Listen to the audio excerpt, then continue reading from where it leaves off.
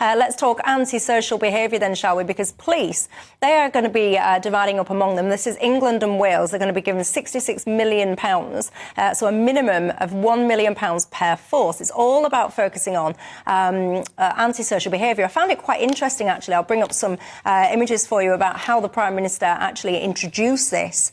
They're talking very much about this £1 million in funding would ramp up patrols. They say it could mean up to 900,000 hours of patrols tackling violence and disorder, the equivalent of up to 540 extra visible police officers in these hotspot areas. It goes on to make a number of claims. It talks about a trial, or trials plural, that they've been running and the effects that they've had. And also, as well, he says, since 2010, we've made big strides. We've recruited 20,000 more police officers and cut crime by more than half. There's so much I could say about this, but before I start myself off, Annunziata, what do you think? The phrase "a drop in the ocean" has been used, but considering in the last decade the police budget went up by £9 billion, I think it is safe to say that £66 million really is a drop in the ocean. The current budget is £25 billion a year, and this is going to make remarkably little difference. However, I think the idea behind it is one we desperately need. I think the police need to be seen, and they need to follow the broken windows theory that has been proven everywhere it's been done to work, that you tackle the antisocial, the small crimes, and it leads to big increases in safety of everyone. That's all well and good if you've got the officers to do that, though. And when Prime Minister says we've recruited 20,000 more police officers, well, yeah, but that is to replace the 20,000 that you cut. So basically, you've switched out 20,000 experienced officers and replaced them with 20,000, I don't mean to be disrespectful to them, but initially inexperienced officers.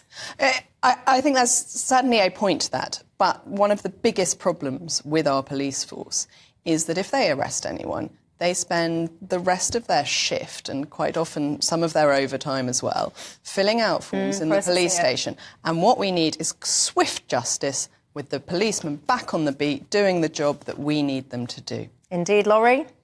I think that what's good behind this is the focus on the community. So I, growing up, remember there being PCSOs, the community support officers, hanging around. You know, they were near the schools. Some of us got to know them.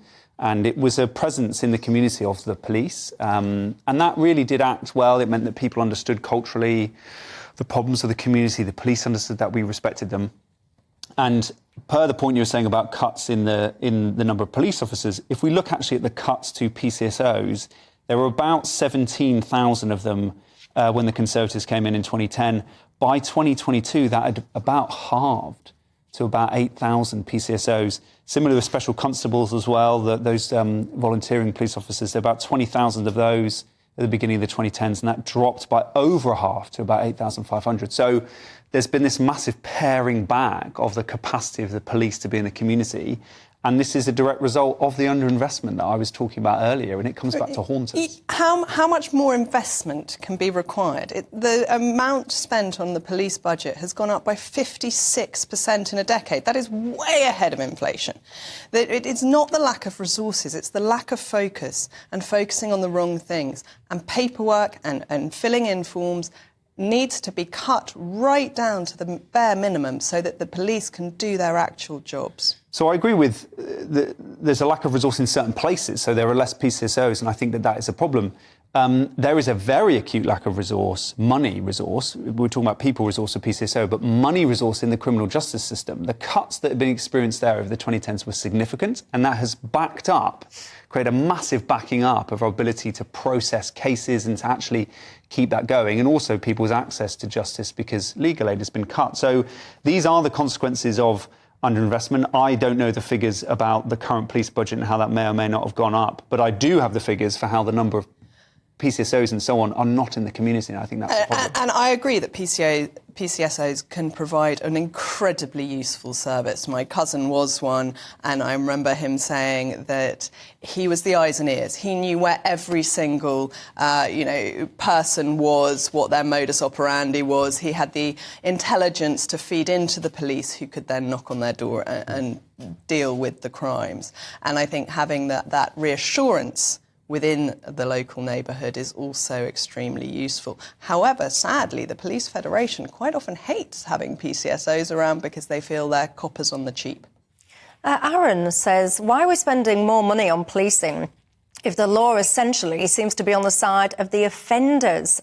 Yeah, I've got to say, there's been quite a few things recently that have made me look at that and go, hang on a second, which side are we on with this? Ian says the only way you're going to stop any of this is for more police on the streets and increased stop and search powers. Nigel Farage, you'll know this by now, he's up at 7 o'clock.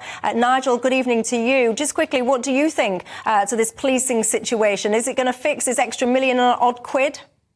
You know what? If we don't allow the police to do stop and search, if we don't stop saying we can't stop this community or that community for fear of being called racist, we're never going to sort out knife crime, we're never going to sort out street crime, we're never going to do it. We've got to become a country that is colourblind. Forgive me, Nigel. Again, I couldn't hear you there, but I appreciate your passion. I could see it coming through. Nigel Farage, of course, his show at 7 o'clock. I'll be tuned in for that. Thank you for now, Nigel. Look, this whole notion of, because people will write in and tell me, youth clubs. It's all because people have closed the youth clubs that these kids have got out to do, so now they're on the street doing things they shouldn't be. What do you think to that?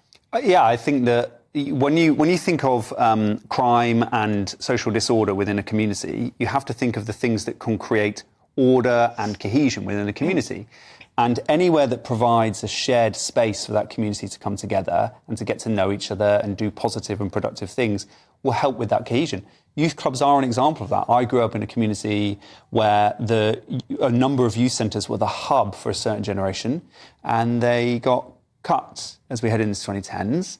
And that means that there are just less places for people to go and develop community coherence and cohesion. And it's similar. We had a youth centre, we had a PCSO who we got to know. There was a whole set of building blocks that made for a cohesive community. A lot of those blocks have been taken away from this underinvestment that we saw in the 2010s. What do you think to this whole notion that because the kids are doing all this stuff because they don't have the youth clubs? I think we have to also look not just to the community and to the government to provide support, but to parents to look after their children, to discipline their children and to give them guidelines for life. But also it is your job to keep your kids busy and entertained and doing more wholesome things. But what about not all children go, I'm a bit bored, what I want to do is go and smash some windows or steal some sweets or whatever. Yeah, but what if you're a single parent and you're having to go and work, juggle all kinds of different jobs during the day, during the night and all the rest of it, so physically you're not able to be there when your kids get back after school or whatever, so you're not there to do what you call wholesome activities with them because you literally have to put a roof over their head and food in their stomach?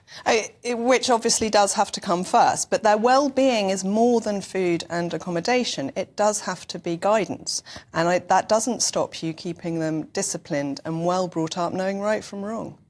Do you think lack of discipline, parental discipline, is an issue, Laurie? I don't know. I'm not a parent myself yet. The parents I know are very good at keeping a good balance with the discipline of their kids. I think the situation that you're talking about is one that we should inspect more, though, which is that if you are in a situation where there aren't youth clubs, there aren't public spaces for the community to come together, people are struggling a lot economically at the moment with the cost of living, you are going to find yourself in a situation where the vast majority of people will just be leading harder lives than the other worlds would have done. They wouldn't commit crimes, but there will be naturally an uptick of some people who just have not got the opportunities and might end up making mistakes. And so we should look at those conditions in which the community exists, the economic conditions, the services and so on as Alison's got in touch, one of my viewers. She says, I am a former officer and you can give the forces all the money that you want, but ultimately you've got to change the system of arrest, investigation, paperwork and prosecution. I think some of the points that you were just echoing there as well. Mike says the problem with today's forces is that too many specialist departments have been created. There's lots of empire building going on, he says, by senior staff. Jacques, is that how you say your name? You're saying that surely there's nothing more antisocial than crippling cities with protest marches and sit-ins all of the time. Graham says we don't need more police, we need harsher punishments. Jeanette says we should use the money to hire back civilian workers so that more officers can be available on the streets, but she worries that perhaps she'd just be moving into the territory of diversity officers. What do you think about more stop and search? Is that the way forward, like one of my viewers just suggested earlier on?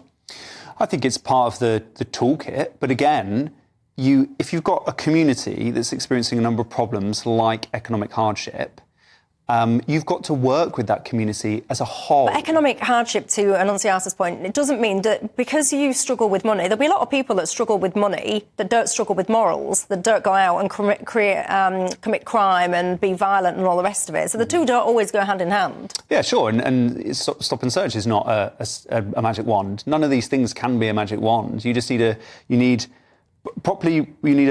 good number of things like community policing, well-resourced community policing that is able to work cohesively with a community that hopefully has some of the services that provide shared spaces with people that they can use. And I think we also do really need laws that are applied consistently.